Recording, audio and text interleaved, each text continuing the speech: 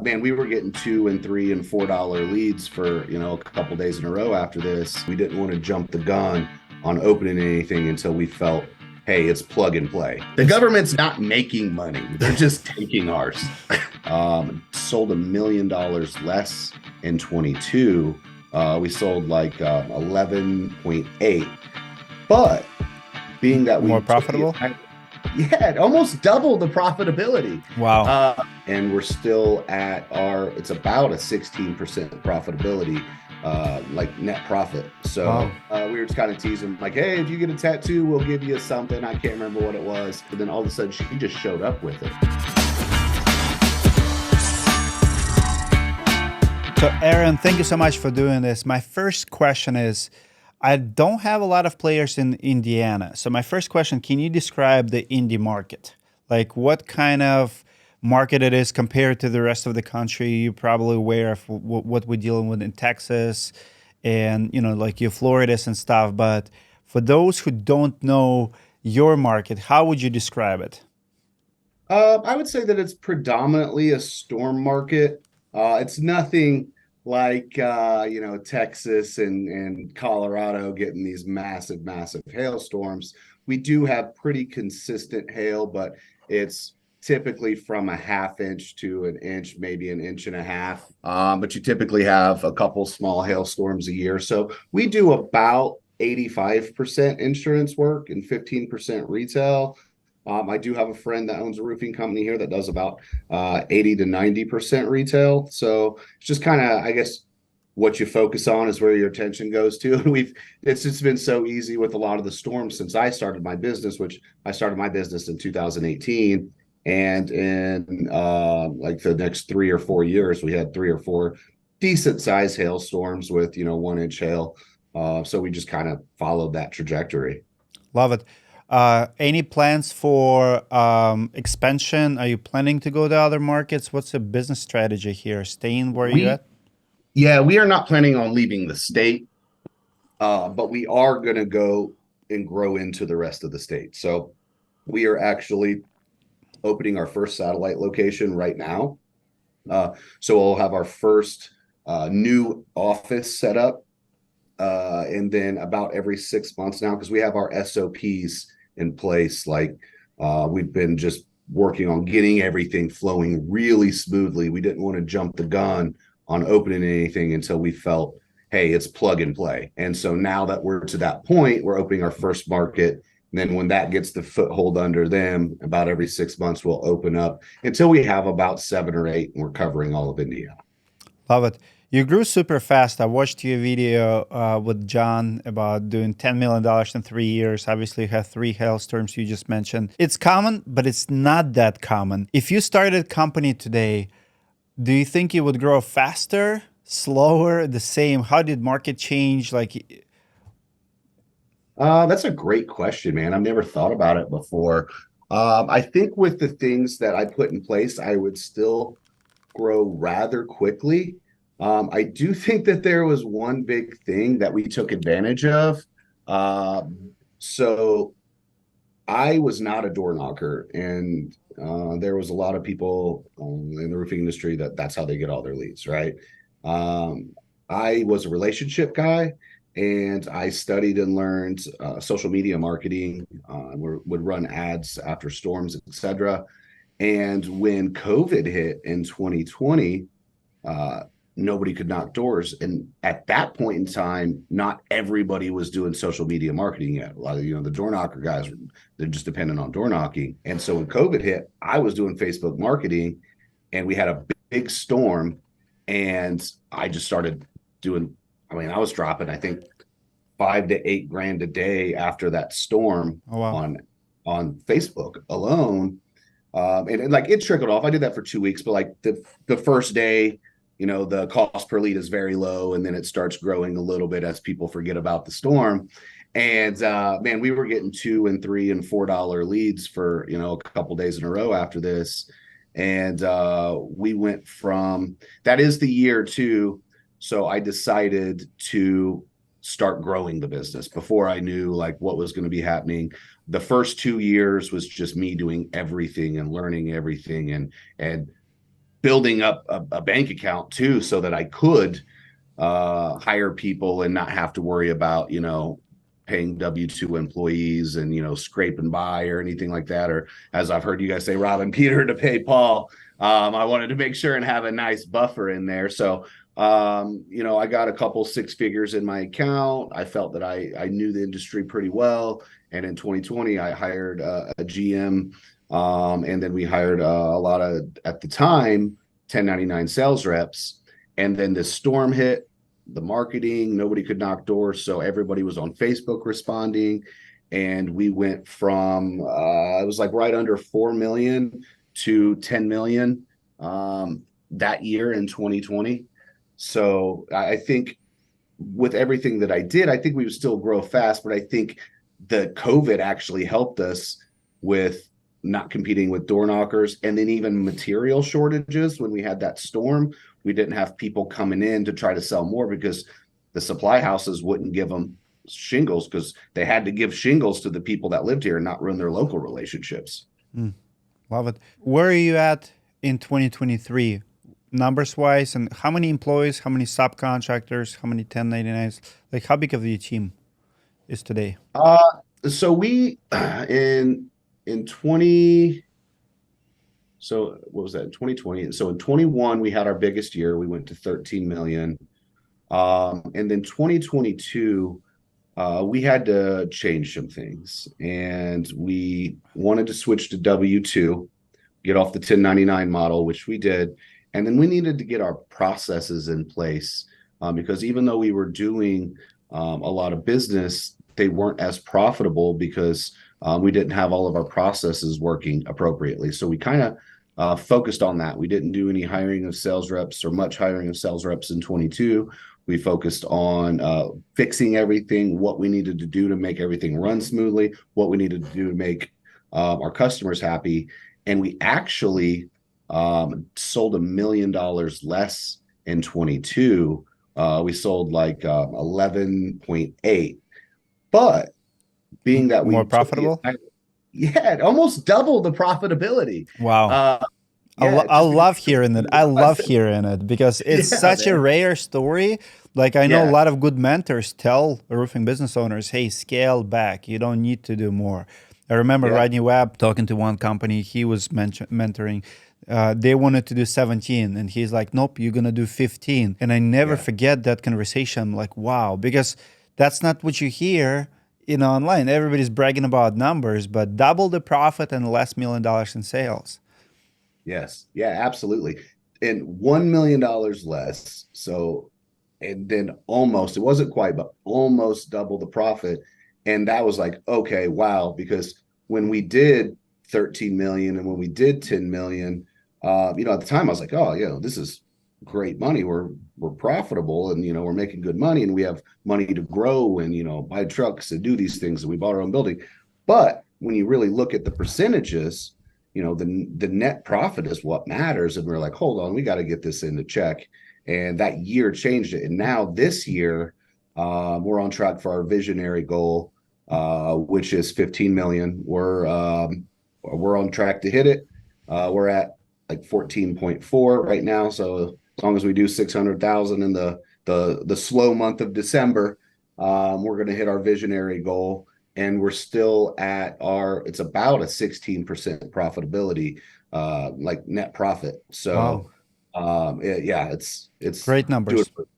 yeah, exactly. It's above average in the industry for sure. How many employees have tattoos of your company on them? I've seen in John Dye episode, American Contractor Show, I've seen Jessica.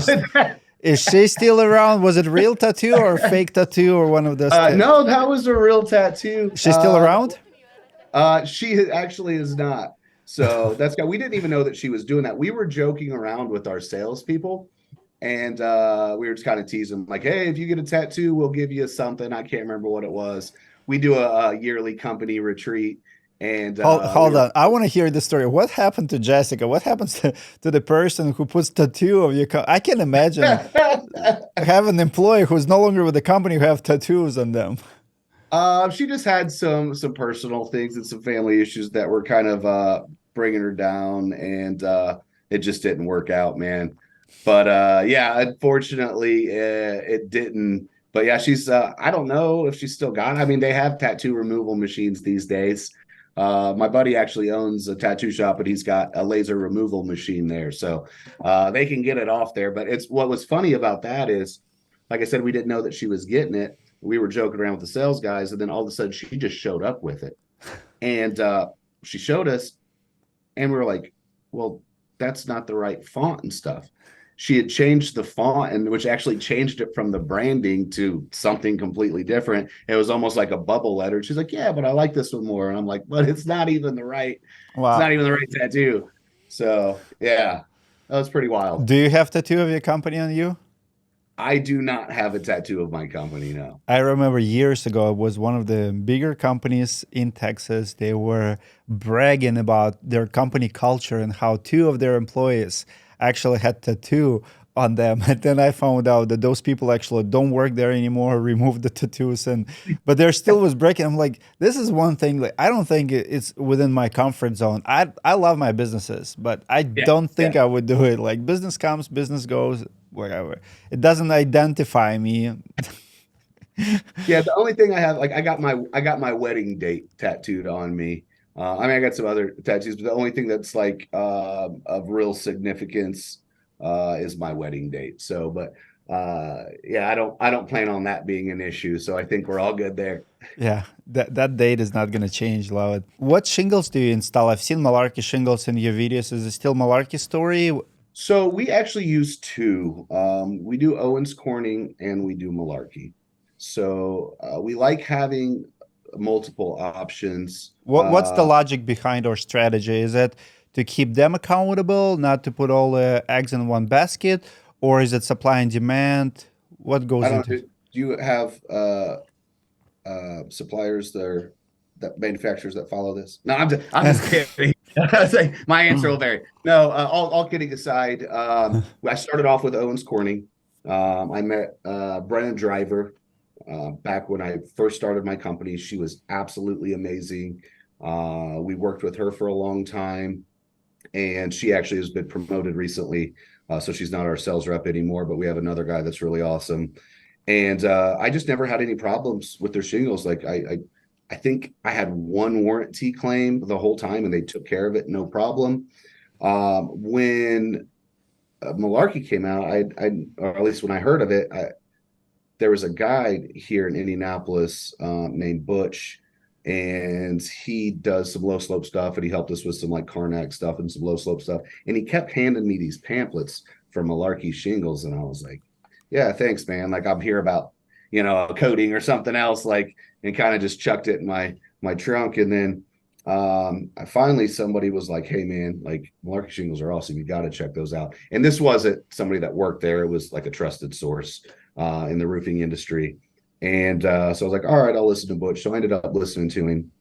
And at the time, man, what a value. You're getting SBS polymer modified shingles, and their baseline Highlander was $1 more than Oak Ridge. Mm-hmm. So, I mean, that's a pretty big differentiator to say, hey, I can give you polymer modified shingles that are class 2 impact resistant, and you can install in the winter. And like we roof all winter, really. Like if it just for our crew's sake, we don't if it goes under 20. But I mean, you can roof pretty low as long as you follow the cold weather install specs and everything. And so we did that. We did Oak Ridge as our baseline, and then in winter we would do Highlander as a free upgrade because it wasn't much more. But I think they're both really good shingles that have their place. And so there are customers that care about color, and they're like, oh, I'm only going to be here for 5 years. They don't care about, that it's going to be impact resistant and all this stuff. And then there are customers that care about how good is this shingle going to hold up, on the next hailstorm. And, all they care about the sustainability stuff with the recycled materials. So I think it's good just to have two options because there are different people that care about different things. And I mean, it's crazy. Like Malarkey is an amazing shingle, but they got 6 colors. You got your typical colors, and then you have Owens Corning, which has all these different colors and their designer shingles and all that stuff. So it's just good to have all the options. And We were pretty close to last year, about half and half on Owens between Corning the versus brands? Malarkey. Be, Yeah, beside, I mean, there's only 7, 8 brands of shingles. We're all right. install the same. So let's say another roofer installs OC and Malarkey just like you do. What else makes you different? Like, how are you different from the competition? What is it that you do that other people don't, that you can contribute to your success? Well, one, I think, and one of the things is we've worked on our brand. And so I think if people look us up, you're going to see a lot of different stuff on us. I go on the like the morning show on Fox 59 like once a month. I don't really like doing it, but I know that it's good. We get backlinks from it, which brings on good SEO value. I really studied and worked on my GBB page. And so we show up in the map pack a lot. We work on our reviews consistently. I think we have the most reviews in Indiana. So if we go and talk to somebody, they're going to go look you up most of the time. And they're That's going to go, impressive for the company yeah, who've been around since 2018. yeah, yeah. So I think the kicker is that nobody did. I ask for reviews from everybody, even if we didn't do work for them. Like if I do an inspection and they don't have damage, I ask for a review and say, hey, will you just let other people know that I'm honest and that I didn't tell you to file a claim when you don't need it? Because those matter, because there's a lot of contractors that'll just have you file a claim no matter what to see what sticks. And I would say a good chunk of our reviews are from people that we did inspections for, but never did roofs for. It's Huh. still work. Like we did work for them. We did an Yeah. honest assessment for them. But everybody always thinks I have to do a roof for these people in order to get a review. And that's not true. If you do any work for them. And then if I do a job for a realtor, right? So I work with a lot of realtors. We have a lot of relationships. There's 4 chances for reviews from that job because let's say I get called out from the buyer. Well, then I have to go over to the seller and do the inspection, and they're technically my client. And if I'm telling the seller and the buyer plus the seller's realtor plus the buyer's realtor what's going on, and I'm informing them the whole way, and then at the end everybody's happy, I save the deal, I can ask all 4 of them for a review. How often do you So get one from them? from realtors or all, From those 4? I Like don't know if I've ever got all 4, but you got 4 to ask. I who typically who more likely to write a review? Seller, buyer, seller, realtor, or buyer, realtor? Well, it depends on who initially called you out, if the seller called you out or if the buyer called you out. Typically, whoever calls you out is more likely to do it, and then their realtor is more likely to do it. But sometimes the other realtor is typically likely as well, and you can build a relationship with that realtor once you just saved a deal for them and basically save their commission because their commission sales reps. Then all of a sudden they're like, oh man, this dude came out, he saved this deal, he went ahead and got it closed. There's a lot of different things that we can do to still get closed unless it's an FHA or VA loan, that everything has to be done before. But if you go out there and do these things for them and save these deals, like they're not only going to leave you a review, but they're going to use you in the future. Absolutely. Would you say that the roofing business is easy or roofing business is hard? Um, it's a funny question. I think there is, I think there's a lot of liability in the roofing business.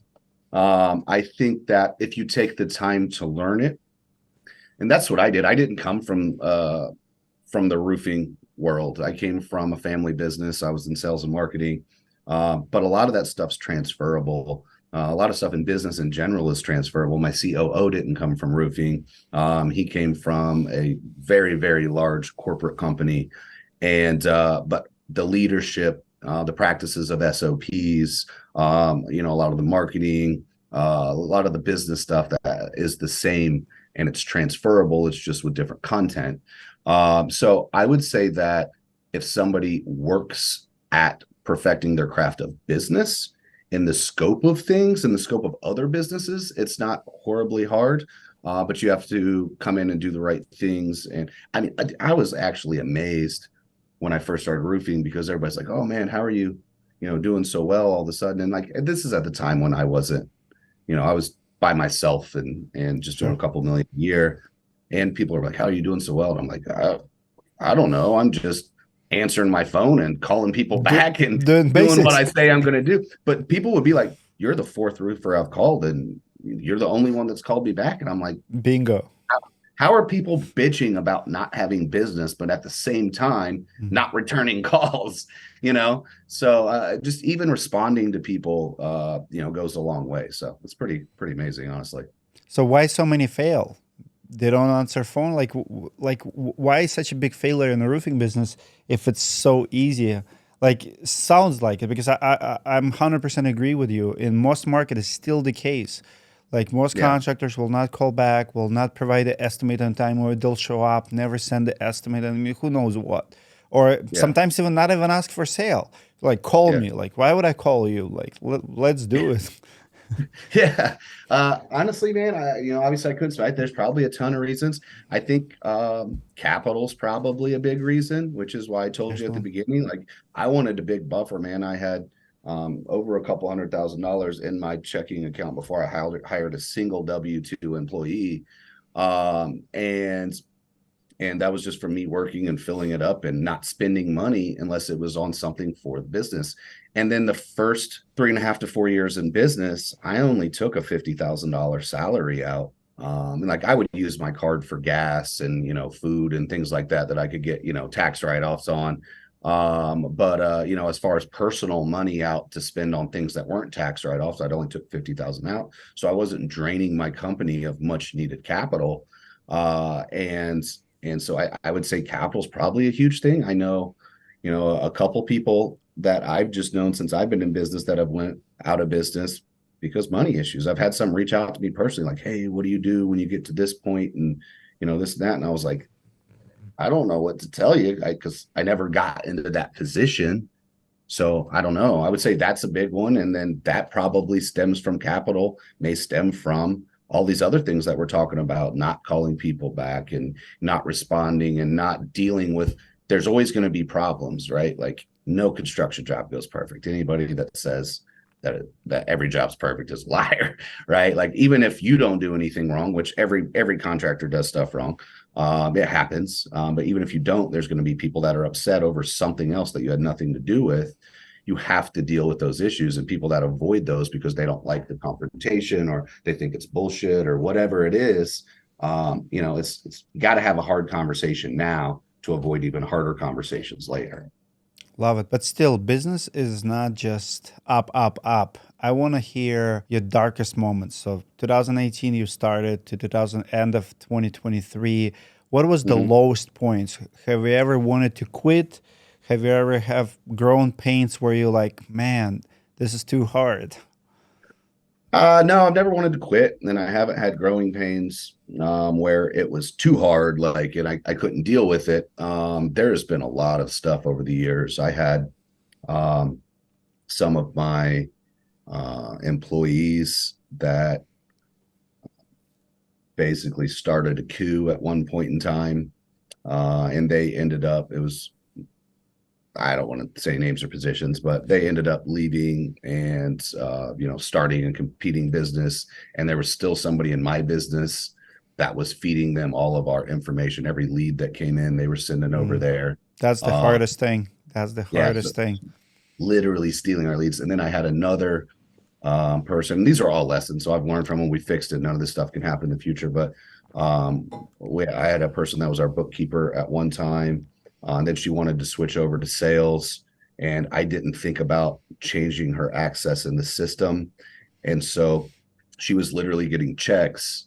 She had made a company out called Indy Roof Construction, so she had a legal LLC called Indy Roof Construction. She was getting the checks from these jobs and having them make out to Indy Roof and then cashing them at Indy Roof Construction and then going into our system and marking paid. Wow. And then fortunately, How much are we when talking about? Total damage. we would have had to get a forensic analyst to come in and go through because literally the way that she changed it, we couldn't tell. But when we cut it off and we changed her system access, they started hitting because she couldn't fix anything else, and that's when she got caught. And I believe we found just that was going on in the process about $40,000 there. So I mean, it could be hundreds. I don't want to know, honestly. It'll make me sick. But yeah, we know of about $40,000 there. And so just those type of things, because I feel like I've tried to always treat everybody really well, pay appropriately. I try to do as much as possible for them, getting them leads, getting them anything they want to make them successful. And when, the person that came in, and you've done this for, they're literally stealing Hmm. from you, not just the money, but even the leads, and then giving them to another competitor that used to be your employees.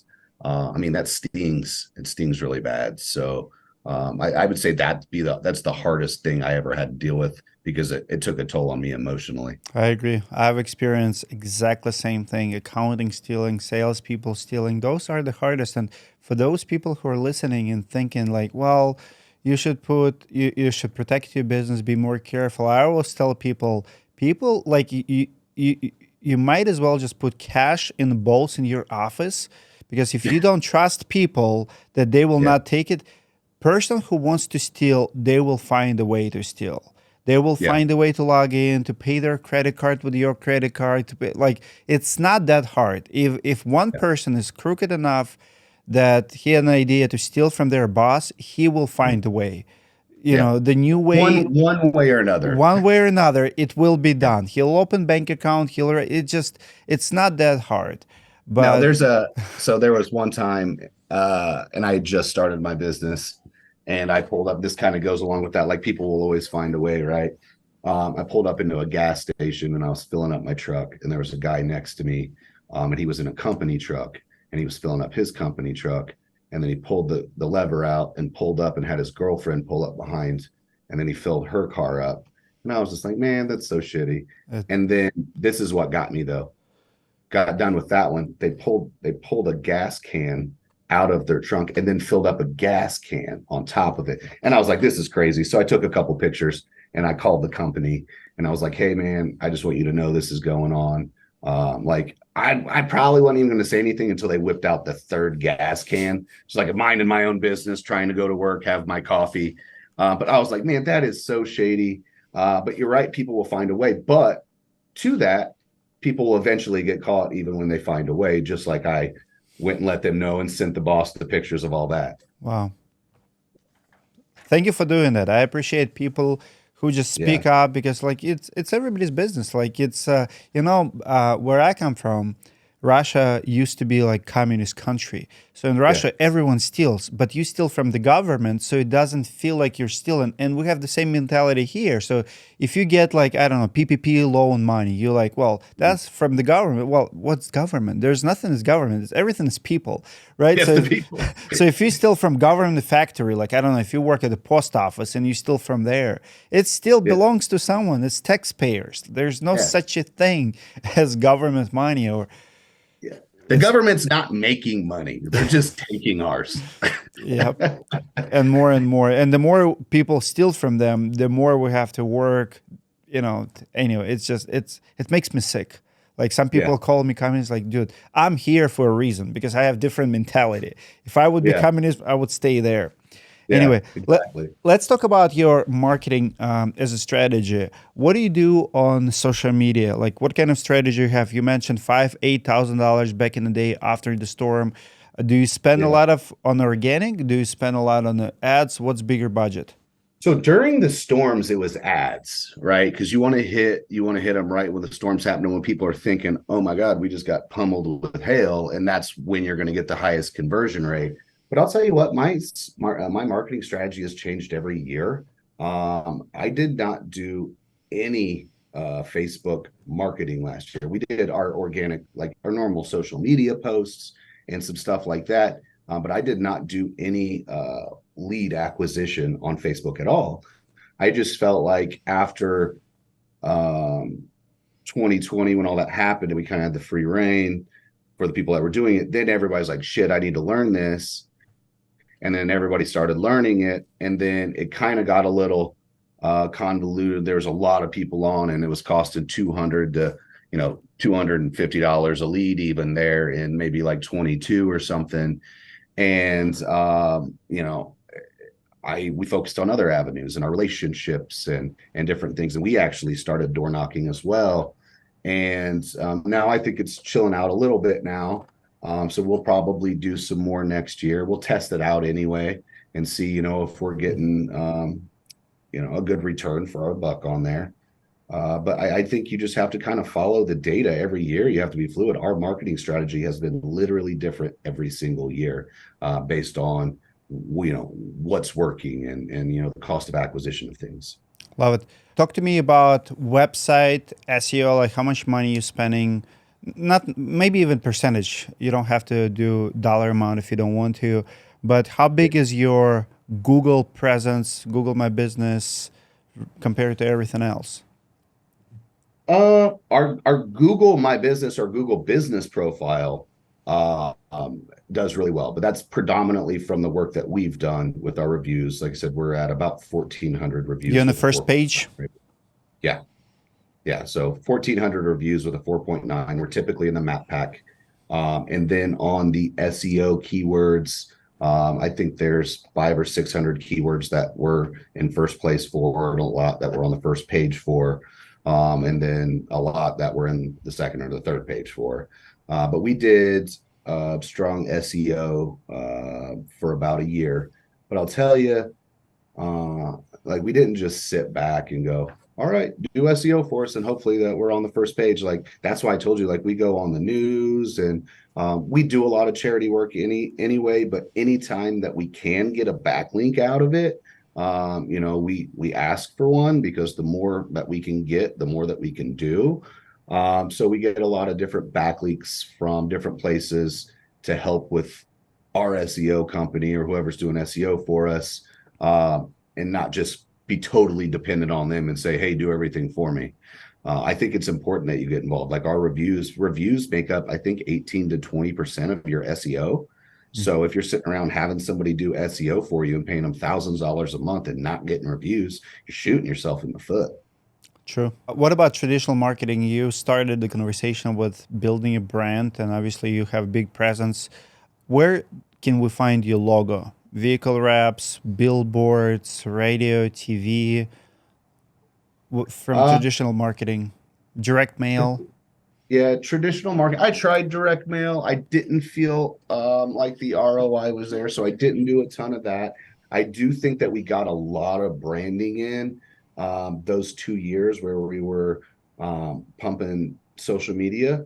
I mean, Facebook's massive around here, especially with the older crowd, which I follow in the older crowd these days. But the older crowd's the business owners, people that have jobs and houses and businesses and it's the TikToks and stuff. Like, yeah, there's people on there that are TikTok, but there's also a lot of younger crowd and stuff on there as well. So I think that social media that I did for those 2 years with just, pumping ads out just nonstop, past storms. And then we had branding ads running after that. That did a really good job. And then we did a lot of relationship stuff. Yes, we do have wraps. Yes, we went on the news and we did a little bit of TV stuff, not a ton. And then we do a lot of relationship stuff, and I do lunch and learns for realtors, and we go into their offices. I got my first billboard this year, one of the digital ones. We had a hailstorm, and they had happened to contact me right about the time that was happening. And I was like, actually, you know what? I will take one. And we made a holy hail ad and put it right there on 465. I don't know if anything came of it, but it was pretty cool. But yeah, I think that's predominantly it. We've done Google AdWords over the years. I don't love it. I continue to do it to make Google happy, but we don't put a huge budget into it because I think it's the most expensive lead source. But you want to rank, I feel like you got to keep Google happy a little bit, so we throw a couple $1,000 a month out there and I agree. do that. You have to keep the Google happy. You got to keep the Google happy for sure. What about video content? I've seen your videos, high quality, but I don't think you have full-time videographer. I don't think you're very consistent with like YouTube. You have ads, like you have little presence, you have quality videos, but do you invest in video, or what you've done, and you every once in a while you just do new ones? So it started out, it kind of went along. Originally, I had a marketing and media company in 2019 or 2020. We had a company that we worked with, and they did all of our marketing. They helped change our branding, which they did an amazing job with.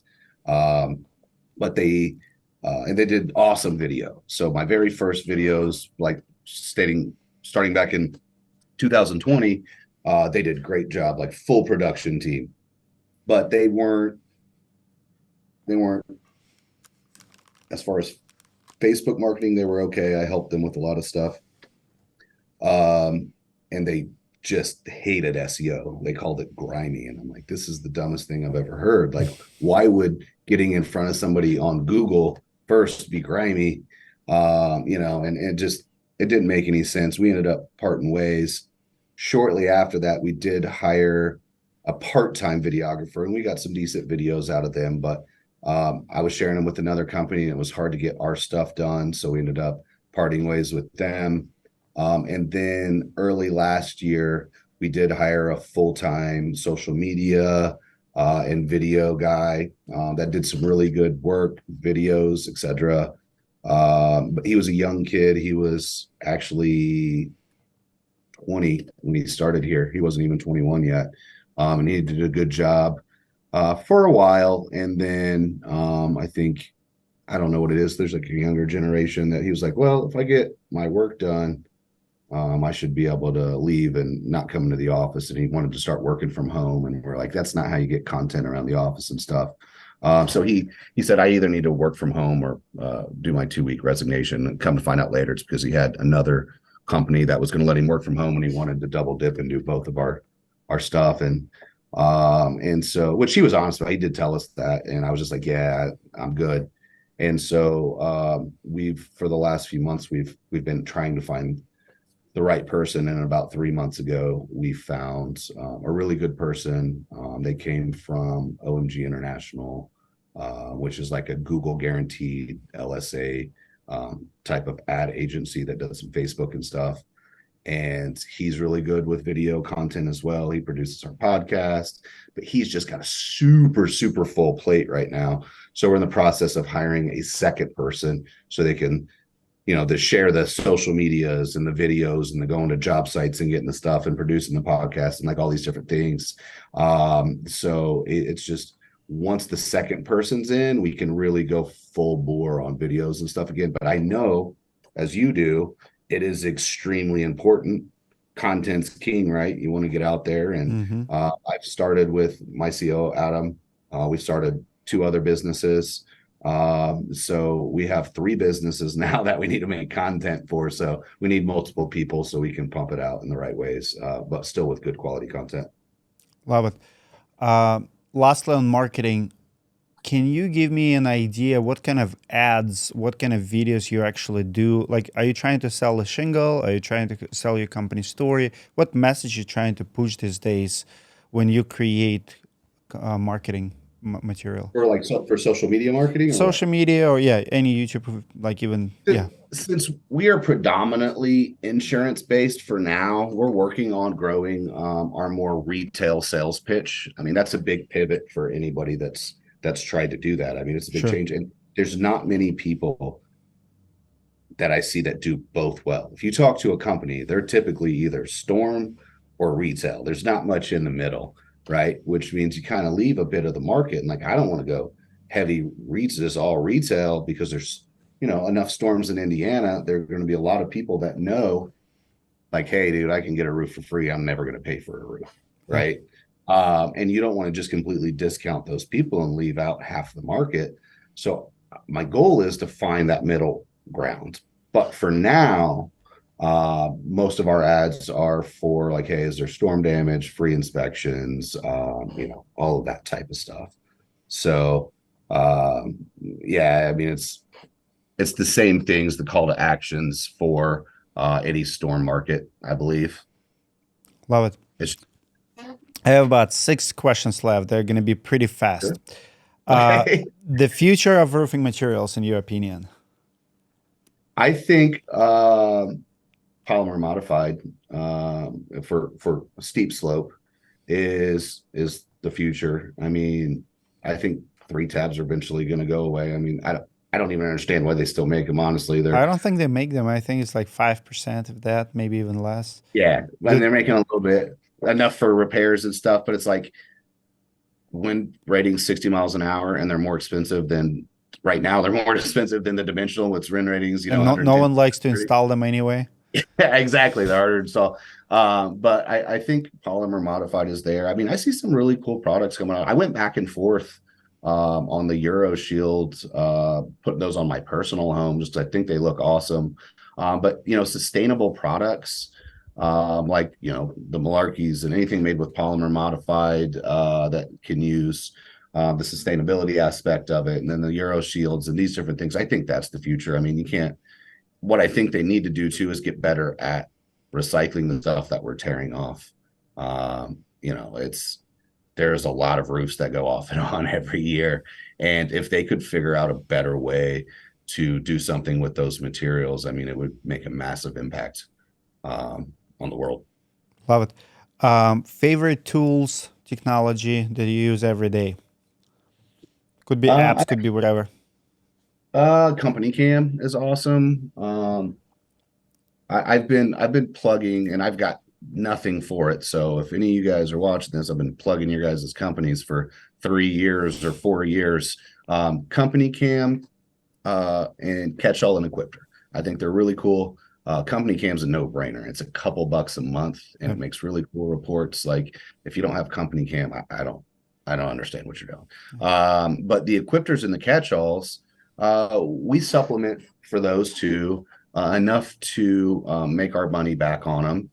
We're not getting rich off of them or anything. You don't get it 100% of the time. You probably get it maybe 30% of the time or something.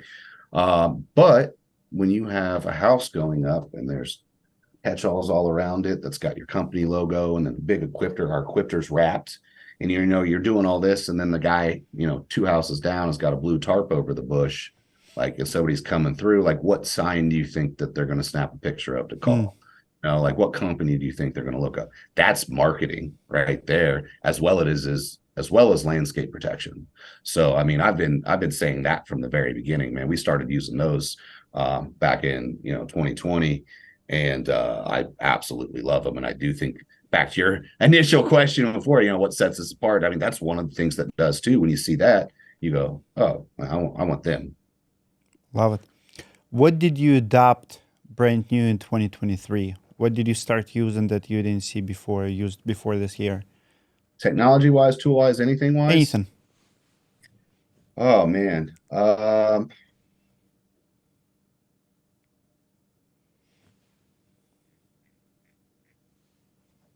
Man, you really got me on the spot here.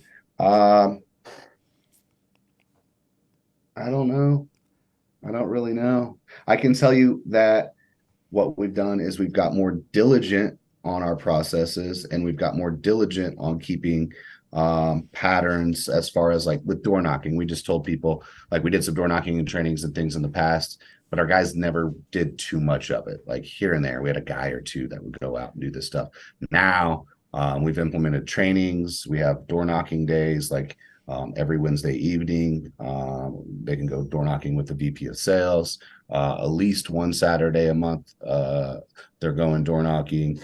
On our SOPs, we've just kind of locked into doing everything and following everything to a T, and where there's no margin for error at all or changing anything. So while I don't know or I can't think of anything that we've implemented new off the top of my head, I can say that we've locked down and been extremely more diligent to do the things that are making us successful. How about did you drop anything in 2023? Maybe you've been using something and you're no longer using because it doesn't work, or you switched. I did.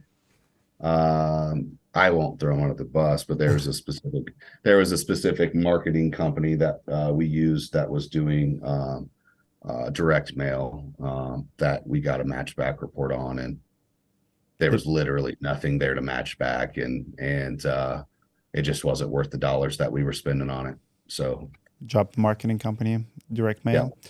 yeah. Can you give advice to other roofers who just getting started this year, brand new in business? Yeah, absolutely, man. I just did a marketing panel on this the other day, but there's a lot of free stuff that you can do, and I did every single one of them when I started my business.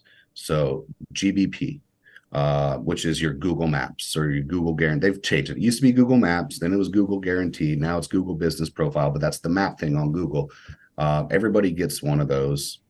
At least they should immediately. That's the first thing you should do. But once it's there, you got to start treating that thing like it's a living, breathing animal. You got to start getting reviews. You got to post updates once a week. You use it like a social media, post pictures. The more that you do these things, the more prominent that'll be, because that's where the majority of people find their business. They go down to the map pack because you got LSA, which is your Google guaranteed up top. And then you have paid ads. A lot of people like me, I don't look at the pay ads because anybody can pay for an ad. I want to know, is it a good company? So I go down to the next thing, which is Google Maps. You can see where it's at. You can see the map and exactly where they're located. You can see how many reviews they got. You can see it's a, 4.8. And so the better that is, the more business you're going to get, but you have to put the time and the effort. And for the first 6 months, you're just going to feel like, oh man, I'm doing this and I'm not getting anything out of it. But eventually, if you keep doing the right things and the smart moves on it, and following the steps to improve it, it's going to get better. Then you're going to start getting some calls. You're going to start getting some visibility. So that's the first thing. Then you can go through and list your business in 60 other places: Yellow Pages, Foursquare, Yelp, all these other things, and those are called citations. And the more citations that you have, the more listings that you have, the better your SEO value is going to be, and the more your name's going to pop up. But what's really important in those is making sure everything matches. Do not mistype anything. Do not have your number wrong. Do not have an address wrong. Do not have the name of your road misspelled, because any sort of typo, it's going to look like an error to Google, and then it's actually going to hurt you instead of helping you. So just make sure that you're copying and pasting and everything's right on those. So that's all free. Social media is totally free.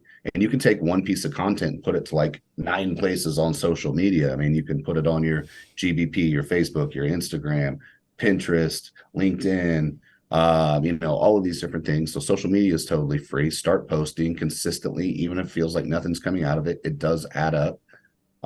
And then relationships. Start developing relationships with HVAC companies, realtors. We love realtors, insurance agents, anybody, home inspectors, anybody that can get you on a roof, develop relationships. And none of that stuff costs you a single dollar.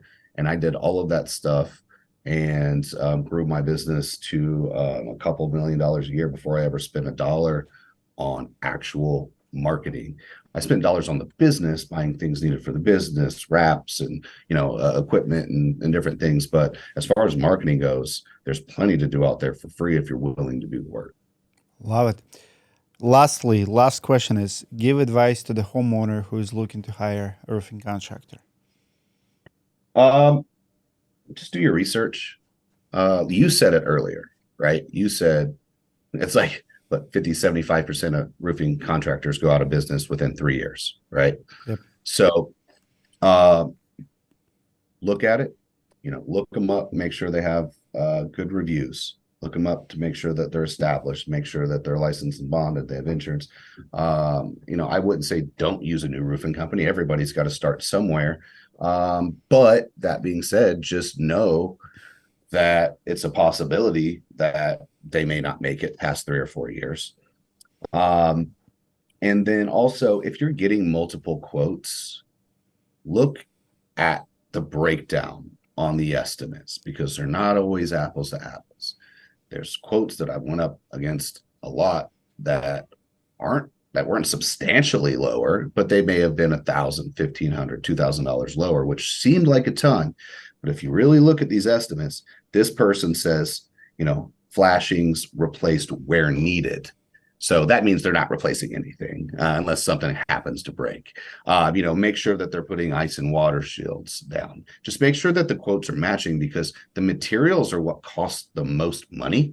And it's like, if this person's not buying $4,000 worth of materials, Yeah, they can charge you $2,000 less. They're actually making more than the good contractor that's going to put all this stuff on the roof. Shingles don't matter, like to an extent. Leaks don't happen in the middle of the shingles most of the time. They happen at the penetrations. They happen at your sidewalls. They happen around your chimneys. They happen around, any penetration. That's where they happen most of the time. So if somebody changes out and puts a bunch of pretty shingles on there, cool. But if they didn't change any of the flashings that are around these penetrations or put ice and water shield over there, you can still have leaks, even though your shingles are pretty. So just look at any quote to make sure it's apples to apples and you're not just looking at the dollar, because not every roof is equal. Love it. Thank you so much for being so generous with your advice today to everyone. I'm going to wrap it up and then I'll talk to you. Guys, comment below any questions, any takes from this podcast. Give it a like for Aaron, and I'll see you guys in the next video. That was awesome, brother. If you... Awesome. I know when you posted, like, you wanted, like, what kind of podcast do you have? Like, tell me. Dude, I just started it. There's not much of a following. That's why I just want to get going, and I just wanted to get some content under my belt. We actually aren't doing we are just getting ready to do our first virtual one. Everything that we've done so far, we've done with people locally in the office, even though we've had some industry people in, like Deshaun Bryant's been in. We had Connor Roddick in, just people that happen to be in town. Sure. But yeah, it's just about business. It's not even roofing specifically. It's more about business and life and positivity. It's called Work Hard, Play Harder. It's about, balancing that thing in life, like enjoying your life, not just busting your ass 16 hours a day, all day, every day. Let's do it. Like, I'll pay you back if you have a link to schedule whatever. I'll come to your podcast. We can do it as well. Hey, man. I had a really good time. It was good getting to know you a little bit too, and talking to you in person as opposed to just seeing the Facebook. Yes, sir. Thank you so much for doing this. I appreciate you. Yeah. If you ever need anything, hit me up. All right, will do. Thank you.